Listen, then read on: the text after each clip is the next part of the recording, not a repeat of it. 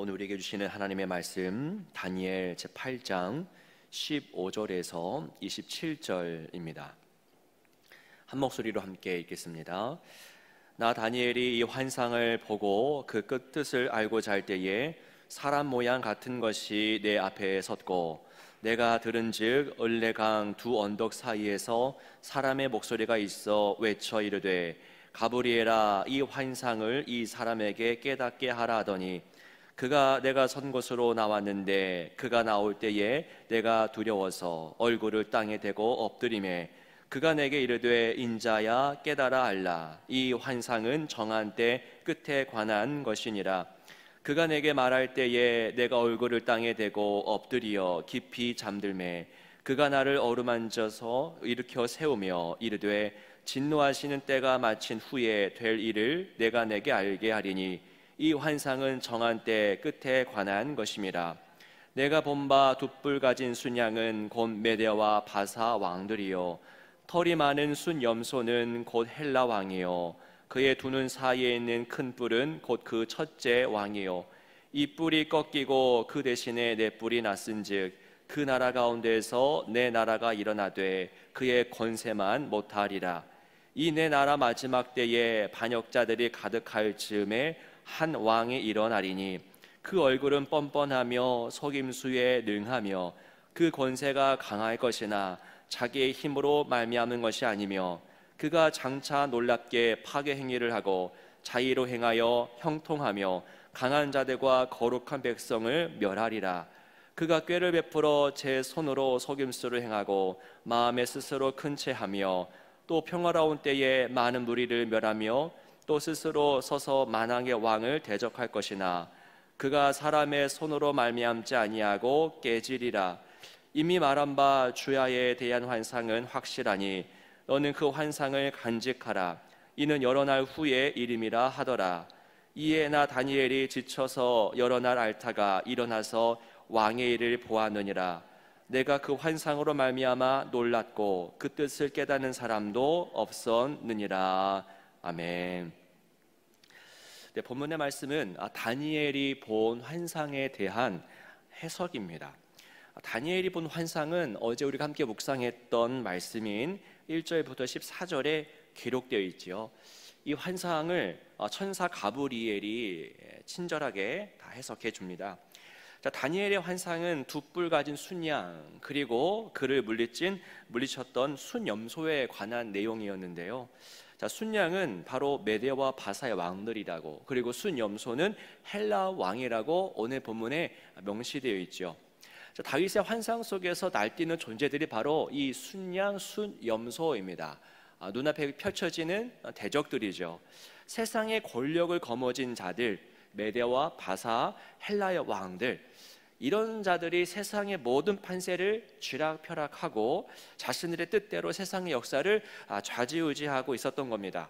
그러니까 세상의 어떤 능력과 지혜와 경험으로는 감당할 수가 없는 마치 골리앗과도 같은 그런 존재들이 바로 이 순양과 순염소였죠. 누가 이런 강력한 짐승을 이 나라를 대할 수 있겠습니까? 다니엘은 이런 내용을 환상으로 보았던 겁니다. 이때 가브리엘이 등장하여서 이 뜻을 해석해 주죠. 가브리엘이 등장하기 전에 다니엘이 어떤 상태였습니까? 그 환상 듣기 전에, 해석을 듣기 전에 이런 상태였는데요. 우리 15절 말씀 가운데 나 다니엘이 이 환상을 보고 그 뜻을 알고자 할 때에 라고 기록되어 있습니다. 다니엘은 이 환상을 보았고 잊지 않았다라는 겁니다. 이 환상을 보고 또 마음에 품고 있었습니다. 왜냐하면 이 환상의 의미를 15절 말씀과 같이 알고자 했기 때문입니다. 그러니까 사모하는 마음, 하나님이 보여주신 것에 대해서 간절하고 사모하는 마음이 있었다는 겁니다. 하나님이 왜 이 환상을 보게 하셨는지 그것을 끝까지 붙잡고 있었습니다. 그러니까 쉽게 망각하지 않은 모습을 보여주죠. 자, 우리가 아는 바와 같이 이 환상은 아름다운 그 풍경, 그 광경을 보여주는 내용이 아니었죠. 이 환상은 환상적인 내용이 아니었습니다. 이 환상은 너무나 참혹했고 가혹했고 공포스러웠습니다. 하루빨리 잊었으면 좋겠다라고 하는 내용이었을 겁니다. 하지만 다니엘은 이 고통스러운 내용을 삶에서 밀쳐내지 않았다라는 겁니다. 끝까지 그것을 알고자 했던 거예요. 품고, 그것을 품고 또 끝까지 품었습니다. 여러분, 주님의 말씀이 송이꿀과 같이 달다고 하는 말씀 있지 않습니까? 그런데 주의 말씀이 언제나 송이꿀처럼 달콤하기만 한 것은 아닙니다. 때로는 우리의 수치, 나의 어떤 실수, 나의 못난 부분을 때리고 또 치는 말씀이 성경에 있기도 하죠. 때로는 쓰고 메스껍고 떠있기도 합니다. 그 말씀을 내가 품고 인정하는 것 정말 어려울 때가 있지 않습니까? 우리가 양육을 하면서 또는 성경 공부를 하면서 내 모습을 반추해서 바라보게 됩니다. 그것을 있는 그대로 수용하는 것은 때로 너무나 자존심이 허락하지 않은 일이기도 합니다. 그러니까 나 살기 위해서 말씀을 밀쳐내고 말씀을 짓밟는 경우도 종종 일어납니다. 그러니까 말씀을 묵상하기도 하지만 말씀을 묵살시키기도 하는 것이 우리의 삶의 모습인 것 같습니다. 그 말씀을 간직하고 있기에 너무나 아프기 때문이죠. 하지만 하나님은 우리가 그 말씀, 한 말씀을 어미닭이 그 알을 품고 있듯이 이 말씀을 품고 살아가길 원하십니다. 그 말씀을 시편 말씀과 같이 즐거워하여서 주야로 묵상하기를 하나님이 원하신다는 겁니다. 자, 하나님의 말씀은 세상의 흐름을 역행합니다. 세상의 관성, 가던 대로 그 관성에 끌려가는 것이 아니라 그 모든 힘을 거슬러 올라가는 것이 하나님의 말씀의 능력입니다. 창조부터 그렇죠. 무에서 유를 창조하지 않습니까? 그러니까 세상의 관성은 무입니다. 없음의 상태가 쭉 이어져 가고 있었는데 하나님 그 무의 상태를 끊어내시고 역행하사 유를 창조해 내시죠. 그 말씀 품고 산다고 하는 것은 이처럼 세상의 모든 흐름, 관성과 맞선다는 것입니다. 그래서 말씀을 품고 사는 인생에는 마찰이 생깁니다. 세상과의 마찰, 그 흐름과의 마찰이죠. 이 마찰로 인해서 말씀을 품은 자는 때로 상처를 입을 수밖에 없다라는 겁니다. 다니엘이 그런 상처를 안고 살아갑니다. 27절 말씀을 보십시오. 이에 나 다니엘이 지쳐서 여러 날 앓다가, 환상을 봤는데 주님의 그 말씀을 대면했는데 왜 지쳐서 왜 앓고 있습니까? 왜냐하면 말씀의 무게가 이처럼 실로 엄청나기 때문에, 그 말씀을 품고 세상과 부딪히기 때문에 몸도 마음도 지칠 수밖에 없었던 겁니다. 그러니까 말씀 묵상하다 보면 때로 탈진하기도 하고 세상과 부딪히기도 하는데 그런 모습이 불가피하다라는 것을 이 말씀이 증명해 줍니다. 하나님은 그런데도 우리가 그 말씀, 하나님이 묵상하라 하신 말씀을 품고 살기를 바라십니다. 하나님은 그 말씀을 품은 사람 찾으시죠. 세상의 생각, 세상의 방법을 품은 사람이 아니라 그 모든 것을 뒤로하고 하나님의 말씀과 하나님의 방식을 품은 한 사람을 찾으십니다. 우리가 그렇게 살아가길 하나님이 원하시죠. 자, 가브리엘은 나타나서 이렇게 말합니다. 17절 말씀 보시면 이 환상은 정한 때 끝에 관한 것이니라. 정한 때 끝에 관한 것이니라. 이게 참 중요한 내용인지 19절에 같은 말씀이 있습니다. 이 환상은 정한 때 끝에 관한 것이니라. 끝, 그러니까 마지막 때에 대한 내용이 이 환상의 내용이다 라는 겁니다. 이 환상은 처음, 중간도 말하지만 이 환상을 주시는 목적이 끝을 알게 하기 위함이다 라는 것이죠. 23절 이하의 내용은 안티오코스 에피파네스를 가리키는 것이라고 수많은 성서학자들이 의견을 모읍니다. 그 안티오코스 에피파네스는요, 어떤 일을 범했냐면 하나님의 성전을 더럽혀요. 그 제단 위에 돼지를 잡아 피를 뿌리고 그 돼지고기를 위에 제단 위에다 올려놓습니다. 그리고 성전에 우상을 세워두고 주를 믿는 백성들을 무참히 학살하는 일을 범합니다. 하나님을 제대로 대적했던 사람이죠. 그가 많은 사람들을 학살합니다. 그러니까 하나님도 죽이려 했고 사람도 죽이려 했던 자가 바로 이 안티오코스 에피파네스입니다.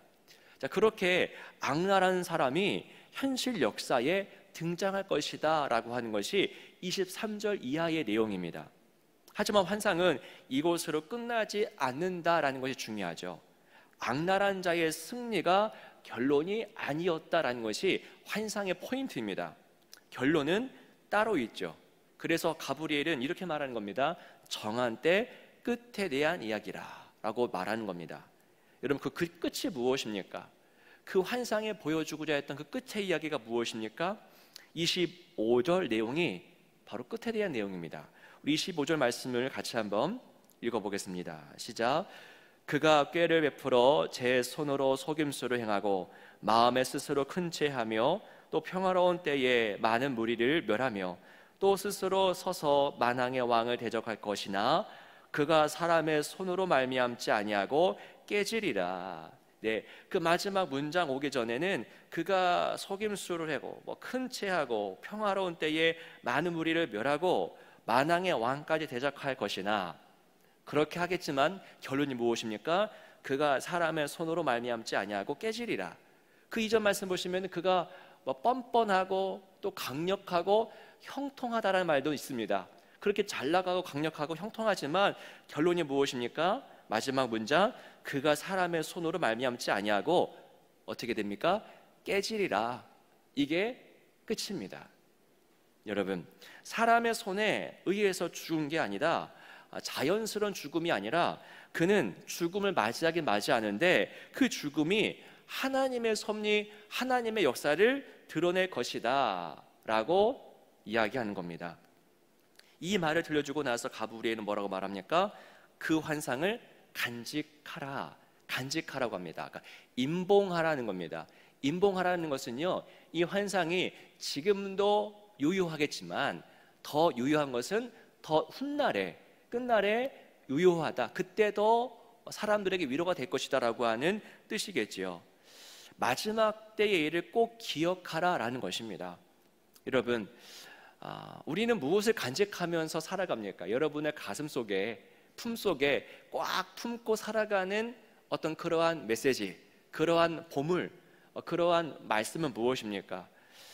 오늘 말씀처럼 우리는 이 마지막 때의 일을 가슴에 품고 살아가는 인생이 되어야 합니다. 눈앞에 보이는 것으로 사는 사람이 있습니다. 그리고 사람들의 말에, 그 입술에서 들리는 말에 의해서 살아가는 사람들이 있습니다. 그런데 오늘 말씀 무엇입니까? 눈에 보이는 것, 또 귀에 들리는 것으로 살지 말고 하나님의 굳건한 말씀을 간직한 채 살아가라. 좀 우리가 함께 주일날마다 살펴보고 있는 칭의의 은혜, 사람들의 평가가 아니라 하나님의 평가에 의해서 살아가라 라고 하는 말씀이죠. 그게 바로 요즘 계속 등장하는 종말론적인 삶, 종말론적인 신앙입니다. 그러니까 현재 일만 바라보고 살지 않고 미래에 되어질 일을 품고 그 마지막 때를 응시하면서 사는 삶이죠. 그래서 오늘 나타나는 여러 가지 일들 앞에서 일희일비하지 않고 휘둘리지 않고 짓눌리지 않고 먼 미래를 바라보며 사는 삶, 그게 종말론적인 삶이고 그게 바로 다니엘이 보여주는 신앙의 모습입니다. 다니엘 어떤 자입니까? 포로예요. 포로. 바벨론, 바사 등 강력한 제국 속에서 살아갔던 자입니다. 그리고 환상을 통해서는 바벨론과 바사뿐만이 아니라 그 뒤를 이어 나타날 수많은 강력하고 악랄한 통치자들을 환상을 통해서 보았던 자입니다.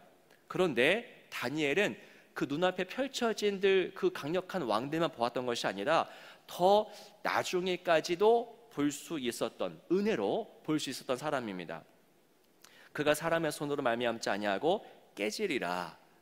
지금 강력해 보이지만 결국 깨질 것이다라고 하는 그 끝날, 그 마지막 때일을 바라보면서 사는 삶을 살아갑니다. 여러분, 이것이 바로 저와 여러분들 지금 교회에서 각 가정에서 함께 말씀 묵상하고 있는 우리가 살아가는 방식입니다. 눈앞에 펼쳐지는 또 내 귓가에 들리는 수많은 일들로 좌지우지되지 않는 삶, 그런 삶이 하나님이 바라시는 삶의 모습. 그러려면 말씀을 통해서 정한 때 끝에 관한 이야기를 우리가 듣고 그 이야기를 응시해야 합니다. 성경에 바로 그 끝에 대한 이야기를 들려주죠. 하나님의 나라, 이미 임한 하나님의 나라가 완성될 그때를 바라보면서 죽음이 죽은 세계, 부활의 날, 그러니까 물이 바다를 덮음같이 하나님의 영광이 온 세상을 뒤덮는 그때를 성경이 말하고 있지 않습니까? 여러분, 우리는 그때 그 세상을 바라보며 사는 사람들입니다. 그것이 바로 소망입니다. 그 소망을 품을 때에만 이 현실을 바라볼 수 있지요.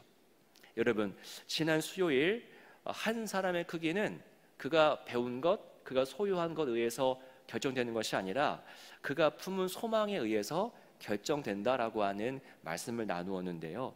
그렇습니다. 우리가 끝을 소망하게 되면요, 우리는 그만큼 영적으로 거장이 되어서 살아갈 수 있는 것입니다. 어제 수능이 있었고 또 수많은 우리 학생들이 또한 입시를 계속해서 준비하게 될 겁니다. 여러분, 우리는 이 과정 하나하나 충성되이 감당해야 되지만, 그러나 우리는 수능, 입시 또는 우리의 수많은 문제들, 그것만을 바라본 인생이 아니라 더 마지막 때를 바라보며 사는 삶. 그래서 현재의 수많은 일들이 우리 인생을 좌지우지 못하게 하는 인생을 살아가는 자들입니다. 여러분, 오늘 말씀과 같이 지금을 살지만 그러나 내일을, 또 먼 미래를 소망하는 그런 삶이 되기를 원합니다. 오늘에 갇히지 않고 또 내일을 소망하는, 수많은 삶의 문제가 있지만 문제에 갇히지 않고 문제를 압도하실 하나님을 바라보며 오늘도 믿음으로 간구하는 그런 시간 되기를 주의 이름으로 축원합니다. 기도하겠습니다. 살아계신 하나님 아버지, 오늘 우리의 현실 속에서 수많은 일들이, 문제가 발생합니다. 그런데 주님, 우리는 믿습니다. 하나님이 모든 문제보다 크고 강하시다는 사실을, 먼 마지막 때에 하나님이 뜻을 이루실 것을 우리는 바라보며 나아갑니다. 그래서 오늘 우리는 담대하게 인내하며 설 수 있음을 또한 고백합니다. 그 믿음 가지고 오늘도 승리롭게 살아가는 우리 모든 교우들의 삶이 되도록 말씀 주시고 성령으로 충만하게 하여 주옵소서. 주 예수 그리스도 이름으로 간절히 기도하옵나이다. 아멘.